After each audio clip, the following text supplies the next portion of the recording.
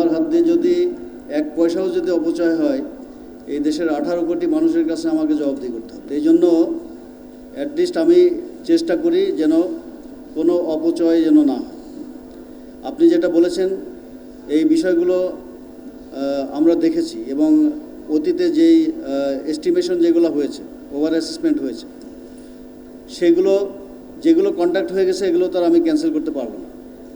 But এখন যেগুলো আপনার আসছে সেগুলো আমি প্রতিটা বিষয় কিন্তু আমার অফিসাররা জানেন, প্রত্যেকটা রিঅ্যাসেস করা হয়।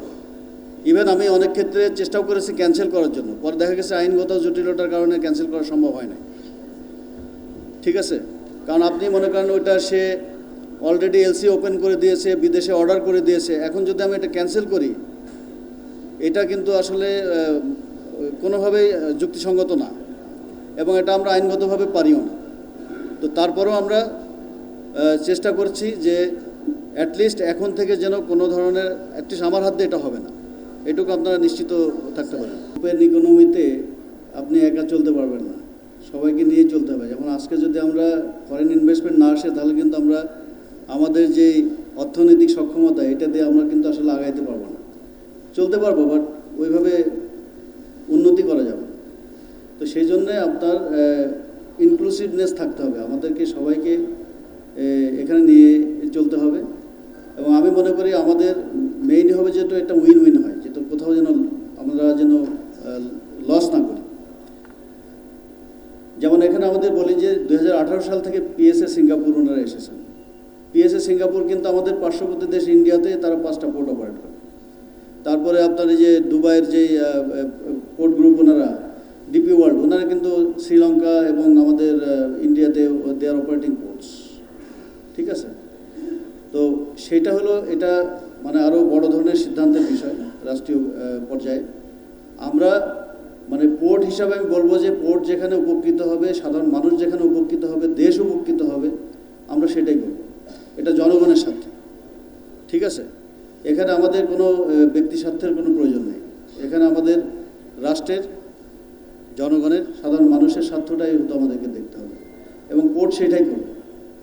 ঠিক আছে, নেক্সট পয়েন্ট যেটা আপনি বলেছেন যে এই যারা আপনার এই ধরনের অনিয়ম দুর্নীতি এবং এগুলো করে এখনও আছেন তাদের বিরুদ্ধে আমরা এখন মনে করেন যে কোনো অ্যাকশন নিতে গেলে কিন্তু আপনাকে সঠিক তথ্যটা লাগবে।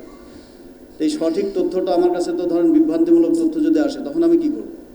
তো এই জন্য প্রত্যেকটা ক্ষেত্রেই কিন্তু আমরা আমাদের টিম কাজ করছে, আমাদের অফিসাররা, আমাদের মেম্বাররা সবাই কিন্তু কাজ করছে। এবং আপনারা যদি দেখেন ইতিমধ্যে আমরা যে কতগুলো তদন্ত কমিটি করেছি, এটার একটা স্টেট আপনাদেরকে দিলে ভালো হতো আর কি।